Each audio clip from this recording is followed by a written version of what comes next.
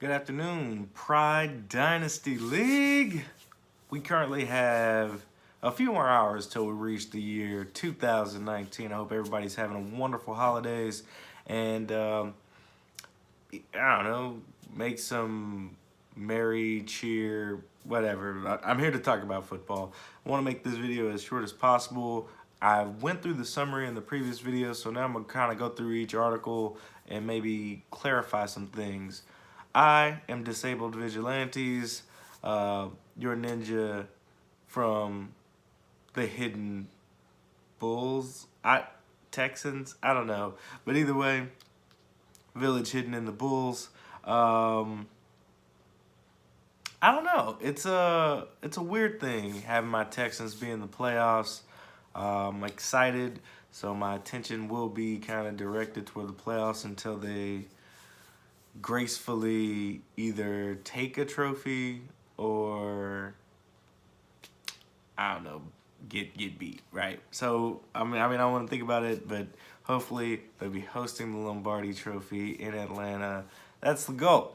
That's the goal. So let's go ahead and get this started. Let's get this moving forward. We've got Article 1, easy enough. That is the Pride officers and commissioners, right? In this, I'm going to also update this to include the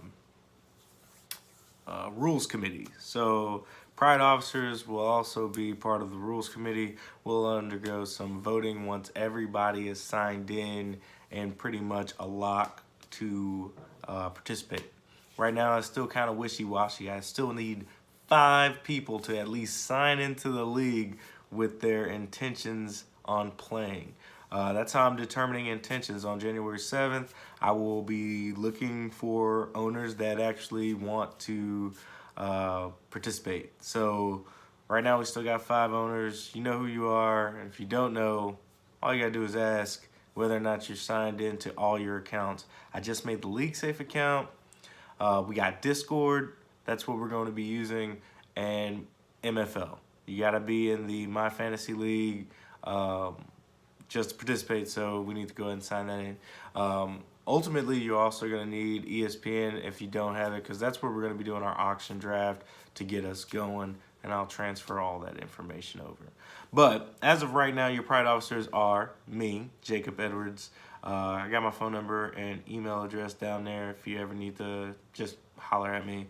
Text if you can, just let me know who you are if I don't have your number. Co-Commissioner William Eckert, please don't bother that man unless you absolutely have to, which means I'm hospitalized or out of the country. But he's our co-commissioner. I take his sage advice on various different things, and he's responsible if I should become, I don't know, unable to perform my duties. We'll pass the buck to him. He's down there listed as well. Like I said, we're going to put the rules committee down there just so everybody can know in the bylaws who's on the rules committee, and if we have to make the changes, so be it. Article number 2, the Pride entry fee.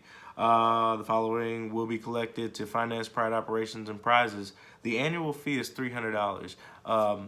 MFL has some kind of, like, I'm going to have to pay for that. Like, I think it's going to be like $100. But I'm going to eat that because I think ultimately, MFL, I could probably go to a free site, but it wouldn't be as, I don't know, league manager friendly. You know, I from what I've gathered, I haven't been a league manager on MFL. I prefer ESPN, but I don't think ESPN can do the things that MFL can do just by looking and being in the league that I'm in this year.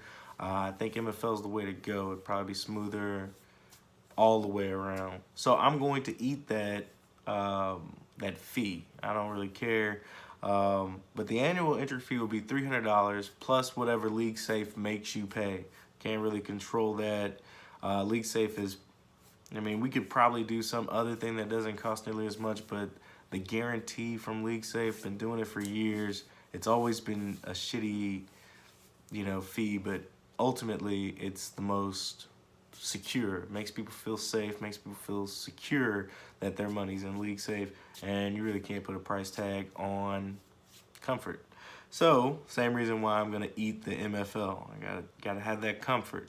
The initial league fees must be paid in full before we get the draft going. It says before you're being granted the team, but that's really if anybody can't play, then they'll pay on league safe, and then we'll grant them the team. But as we're starting up, it's gonna be a $450 because you're gonna pay the $300 now, and the $150 for the second year. That's just so that we can keep continuity in the league. I mean, if you're invested $150 into the next season, more than likely it'll take a lot for you to leave. And if you do leave, I'll be able to convince the new owner to take over your team at half the price, and we keep the league moving. That's how we're gonna keep 14 teams filled with after the initial $450 with $300 a year. The traffic on RotoWorld, not only used RotoWorld, I could have used various different other methods to look for owners, but I like RotoWorld simply because I think the fantasy knowledge is better. I don't have to really, I mean, I'm not opposed to new owners. I mean, we all started somewhere, and I have no problem guiding new owners. So if anybody drops out and they got a new guy that they want to bring in, I have no problems with that. I'd like it to be someone that likes fantasy football. That's the only reason I think the people on the Roto World, they like fantasy football a little more than the average Joe. But yeah, we're gonna pay those fees. I want to have it done by March 1st. That's pretty soft. But that's when the league year starts.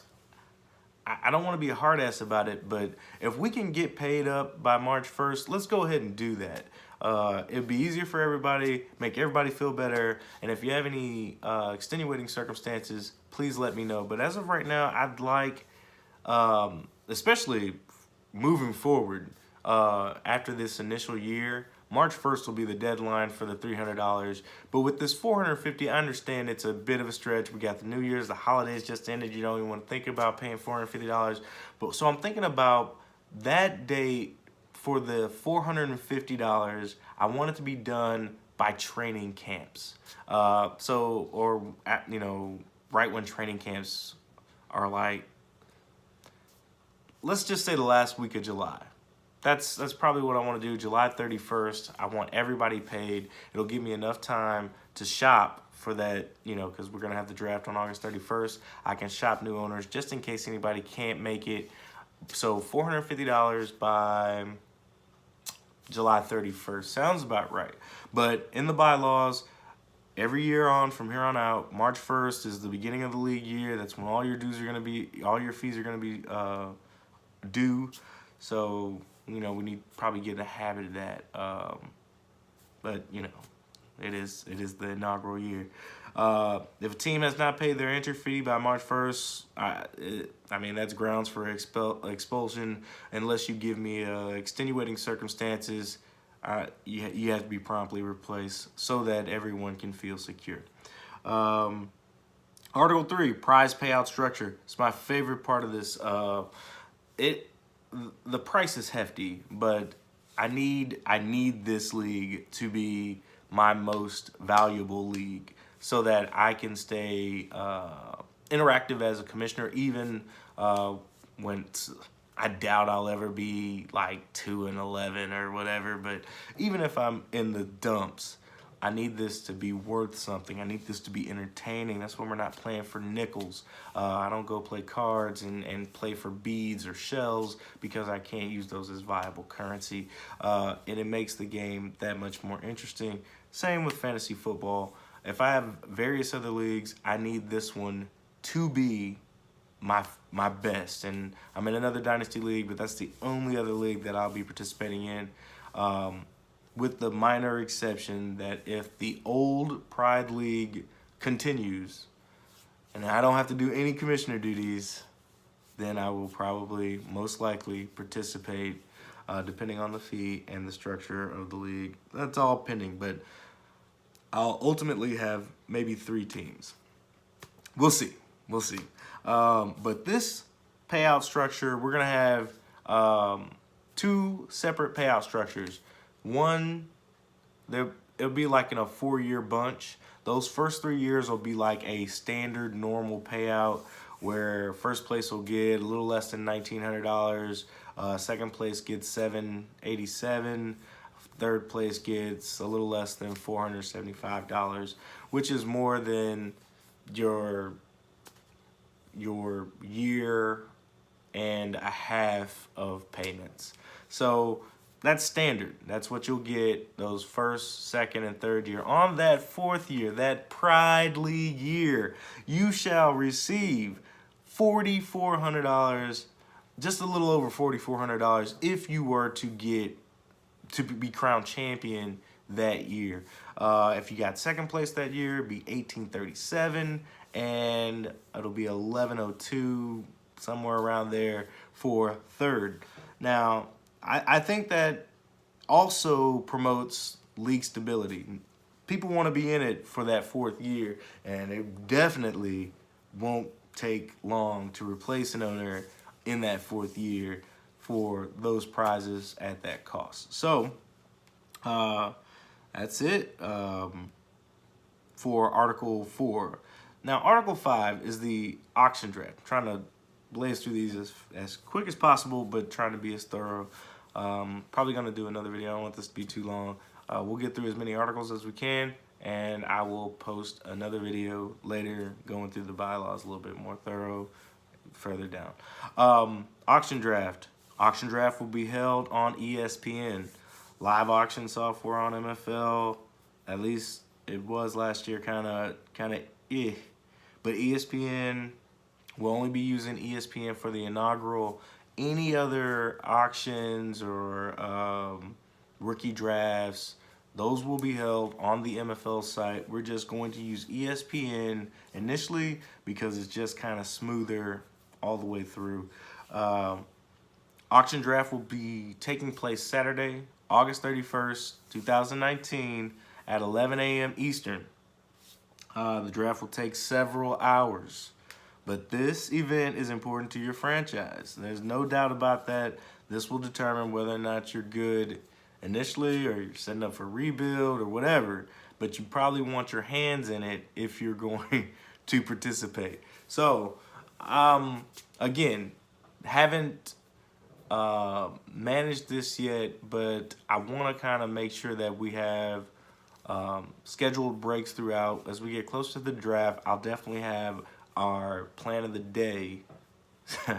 I'll definitely have the plan of the day mapped out for draft day so that everyone can feel comfortable. It'll be well in advance. This is what's going to happen at this time, and then there won't be any exceptions. 14 people have to be in a coordinated sync, and that's hard enough as it is. So we'll have a plan of the day straight up for the auction draft on August 31st. You're going to want to clear that day on your calendar. It will be important. Owners must fill a roster of at least 28 players with $1,000. When you're on your draft, you'll only have $1,000 to spend on those players. After the draft, you'll be given an extra $100 to your salary cap, and you'll use that money along with any money that you didn't use during the auction draft to acquire free agents. And it'll be a free agent auction, bidding, blind waivers. You go in there, and the schedule for the calendar is kind of pseudo, but it's kind of got an idea of when waivers will activate and how that does that if you want to go in there and take a look. But more to be explained as we get closer to that. But just know that you only have $1,000 for your auction, and then you get an extra $100 so that you can have your blind bidding waivers, giving you a total salary cap of $1,100. So that's how that will roll. Any money left over from the $1,000 in the auction will be added to the $100 allocated for the in-season free agent auction bidding. 72 hours after the draft, owners must post contract links of each player on the appropriate message board, i.e. one to 4 years. The appropriate message board will most likely be Discord. There'll be some messaging in NFL and things, you know, just so. But Discord, I want to be ultimately what we use as far as our messaging system and the various different brackets within Discord. But it may be a little more cleaner. It may be more clean on MFL. We'll just play that by ear. But I really want to use Discord to communicate.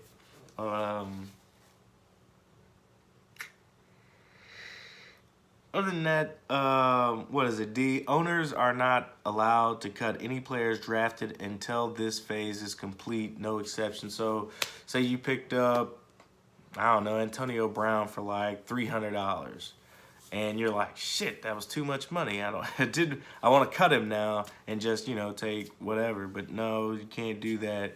The entire draft must be complete. You got to have initiated the contracts by the 72-hour mark. And then after that 72-hour mark, then you'll be able to cut any player you want, whatever, and you'll incur whatever penalties that apply. But you can't draft a guy and then be like, nah, I don't want to sign him. Once you drafted him, you got to give him a contract, whatever that contract may be. Article 5, teams, divisions, and ownership of teams. Pride will consist of 14 teams in one division. After Mr. Eckert and I looked over, you know, scheduling and then playoff structure and, you know, how MFL doesn't do. In the old Pride on ESPN, we had the playoffs be 2 weeks apiece, so you had to really win. But now it'll be 1 week deciding all the playoffs, and the best way to do that was to have one division so that you didn't have 7 and 5, 7 and 6 teams getting into the playoffs when you got 10 and 3 teams that might not. So that was the objective, making sure we had an accurate depiction on who's the best in the league. 14 teams, one division. Commissioner will grant ownership to the 14 most qualified GMs expressing interest in owning a franchise. Like I said, I was on Roto World. So, you know, I got some I've gotten a lot of guys from that site, a lot of guys that are just really, really avid fantasy football friends that we, you know, appreciate, you know, as commissioners, GMs, or whatever. We like active owners. We like shit talking. We like, I don't know, it's a fun game that needs to be competitive, and I like Roto World. And the people that I've granted ownership to have given me some bios for the most part, and I'm aware that this is probably going to be a very intense league and a very competitive league, which that's got to make winning that much more sweet. Each owner can name their team as they see fit and select their own graphics for their banner and logo. Now, me, in Pride, I'd like to do weekly videos. I like to stay in constant contact. If you're new and you haven't realized by now that I enjoy reaching out and talking to you guys any chance I get, don't let me win. I'll become unbearable as I won 2 years ago. And in this league, things will get a lot more, let's just say flamboyant, if you know what I mean. But regardless, I like to be highly involved in everything. So that's just make your team name, your logo. These are things that I will criticize you on a weekly basis, especially if they're outlandish. Some of those guys from the Redraft Pride could probably tell you there's really no bounds. I'm not going to be disrespectful, but I'll be a little disrespectful, just not to the point where, you know, it's painful. But enough on that. Choose whatever you want as your name. Let's just try to keep it as kosher as possible, but still, it's your flair. I'm not going to tell you what you can and can't name your team. Just know you might be ridiculed for it. Next, we have if an owner chooses not to return, a new owner will be granted an opportunity to acquire the vacant franchise and invoke one of these options of replacement owner contract amnesty.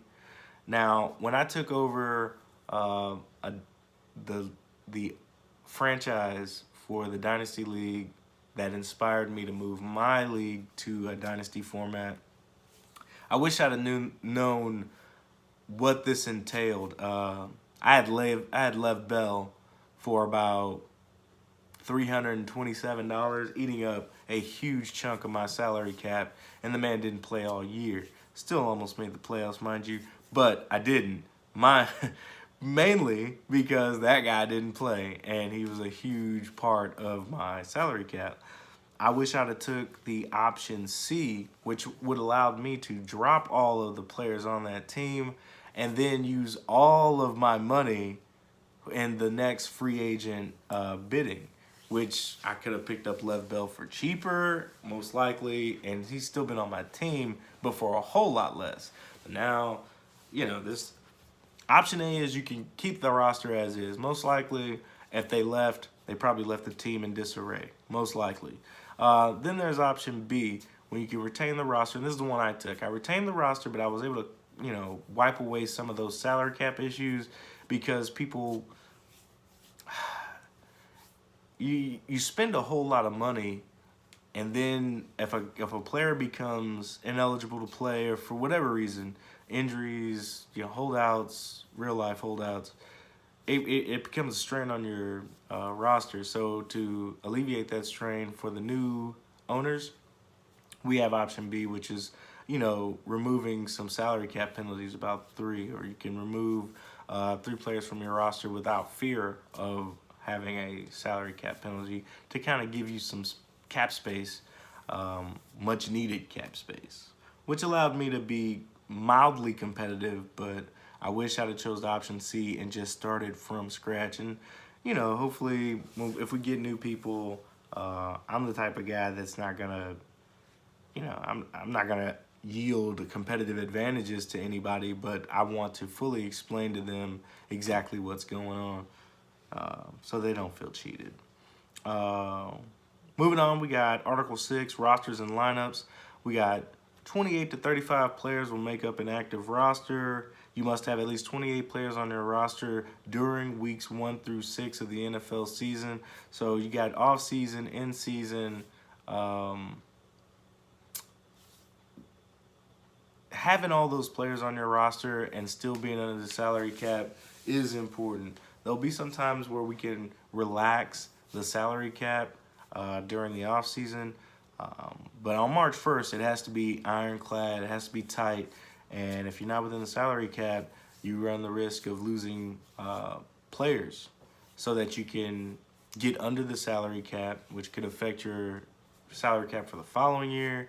And you can't be under 28 players. You gotta have at least enough money so that you can sign guys for $1. Point being, there is a position max of 4 quarterbacks, 8 running backs, 8 wide receivers, 4 tight ends. Those are the positions that'll dry up pretty quickly, especially since they are, we're in a 14-team league where a player could have up to 40 guys really on their roster if they're using all the IR spots. Things will dry up pretty quick, so those are our limits on quarterbacks, running backs, wide receivers, and tight ends. 18 players make up a valid starting lineup consisting of the following positions: 1 quarterback, 2 running backs, 2 wide receivers, 1 tight end. Now we have 2 offensive flex positions. That means that a team could have 3 running backs, 3 wide receivers. A team could have 4 running backs, 2 wide receivers. A team could have 2 wide receivers, 2 running backs, and 3 tight ends. There's a lot of flexibility here with our roster, and I intentionally did that. We got kickers and punters. I really just wanted special teams to be fully represented, all 3 phases of the game, kind of like in real life. In defense, we got a defensive end, defensive tackle, 2 linebackers, a cornerback, and a safety. Those are your standards. You also have 2 flex IDPs, which could lead you to 4 linebackers, 3 DTs, or whatever. just so that you could have some of that flexibility. With 14 teams, everybody's not going to have 3 top tier running backs, 3 top 20 running backs. You might have to deviate a little bit. If all the linebackers are taken, you might want to switch to safeties. This is just so that the league, there's a variety of ways you can choose to win, however your style is.